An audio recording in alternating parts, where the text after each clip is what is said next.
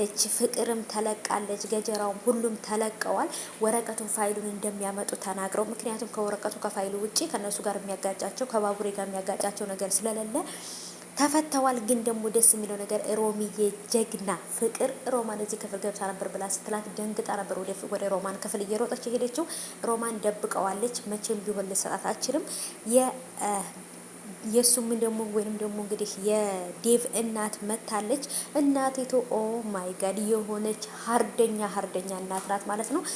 አዴዬ ፈጣሪ ትዕግስቱን ይስጥሽ። ከዚች አማችሽ ጋር እንዴት እንደምትግባቢ አላቅም። ሰላም ውድ የተከበራችሁ የቻናሌ ተከታታዮች እንዴት ናችሁ?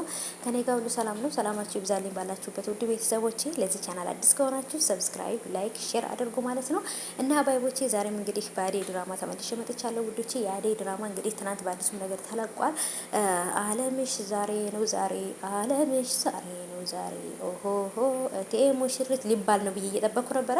ግን ደግሞ ገና ዴቭ እናት አልገባችም ነበረ። አባቱ አልመጣም። እናቲቱ መታለች። እናቲቱ በጣም ሀርደኛ ይሄ ነገር ቆሻሻ ነው እዚህ ጋር ልቀመጥም ብላ የምትሞላቀቅ አይነት ሴት ናት። እንደዚች አይነት ሴትዮ ሰው በጣም ነው የምጠላው። ወጣትም በሉት ትልቅ ሰው በሉት የሚሞላቀቅ መሬት አይንካኝ መሬት ላይ አልረገጥም ብሎ ምናምን የሚሞላቀቅ ሰው አልወድም። አደይ እንግዲህ ፈጣሪ እሱ ብታቱን መቻሉን ይስጥሽ ብዬ ነው እንግዲህ ምላት። ምንም ማለት አልችልም ከዚህ በላይ ምክንያቱም አማቲቱ በጣም ጨቅጣቃ ነዝናዛ ናት ማለት ነው። በተለይ ደግሞ በጣም ጠንቃቃ።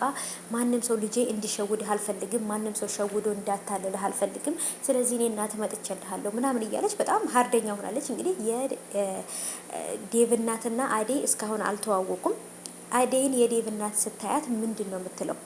አደይ ባህላዊ ሴት ናት። ባህላዊ ሴት በቃ ባህሏን የጠበቀች ወጓን የጠበቀች አለባበሷ ራሱ ስነስርዓት ያላት ናት። የእሱ እናት ደግሞ ከሰለጠነው ሀገር እየመጣች ስለሆነች በቃ የተለያየ ፋሽን ልብስ እንድትለብስ የምትፈልግ አይነት ልትሆን ትችላለች። አላቅም ብቻ ግን ኢትዮጵያዊነቷን የምትወድ አይነት እናት ከሆነ የአደይን አለባበስ የአደይን ስነ ስርዓት ትወዷለች ብዬ አስባለሁ። አላቅም ብቻ ግን እናቱ ወደደቻትም አልወደደቻትም ዝሮ ዝሮ ዴቭ ከወደዳት በቂ ነው። ዋናው ባሏ እሱ ነው። እነሱ አገር ውጭ ለሚኖሩት ዴቭ ጋር ነው ሰው ኢትዮጵያ የምትኖረው። ስለዚህ ኖርማል ነው። ግን ደግሞ ቢሆንም ቤተሰብ ካልወደደን በጣም ከባድ ነው የሚሆነው ነገሩ። ብቻ ቤተሰቦቼ እንግዲህ ሁሉም ነገር ሽር ጉዱ ተጀምሯል።